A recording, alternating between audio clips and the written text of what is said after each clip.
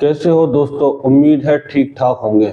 अदनान अल bourse, जो अल शिफा अस्पताल के ऑर्थोपेडिक के प्रमुख थे, उनको दिसंबर में इजरायली बलों ने गिरफ्तार कर लिया था, जब वो उत्तरी गजा में एक अन्य चिकित्सा सुविधा में मरीजों का इलाज कर रहे थे।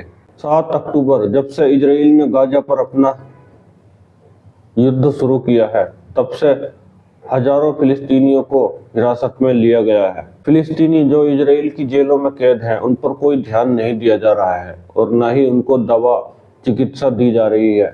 फोरेस ने कहा, यह सिर्फ वो लोग हैं जिनकी पहचान की गई है।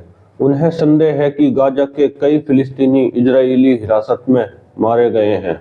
हमास ने मंगलवार को कहा कि गाजा संघर्ष विराम प्रस्ताव को स्वीकार करने से इजरायली प्रधानमंत्री नेतन्याहू और उनकी सरकार असमंजस में पड़ गई है। हमास के पोलित ब्यूरो के सदस्य ओसामा हमदा ने लेबनान की राजधानी में एक संवाददाता सम्मेलन में कहा, गाजा में प्रस्तावित संघर्ष विराम समझौते को आंदोलन की स्वीकृति ने नेतन्याहू और उनकी सरकार को संकट में डाल दिया है, जिससे उनकी संकीर्णीय व्यक्तिगत गणना बाधित हो गई है। हमास ने सोमवार को कहा कि उसने मिस्र और कतर द्वारा संघर्ष विराम प्रस्ताव को स्वीकार कर लिया है। बेंजामिन नेतन्याहू ने मंगलवार को हमास द्वारा संघर्ष विराम प्रस्ताव को सार्वजनिक रूप से खारिज कर दिया है। नेतन्याहू ने राफा क्रॉसिंग पर भी अपना कब्जा कर लिया है और अपना झंडा फहरा दिया है। राफा बॉर्डर एक ऐसा बॉर्डर था जहां से मानवीय सहायता आ रही थी और फिलिस्तीनियों की खाद्य सहायता से मदद हो रही थी।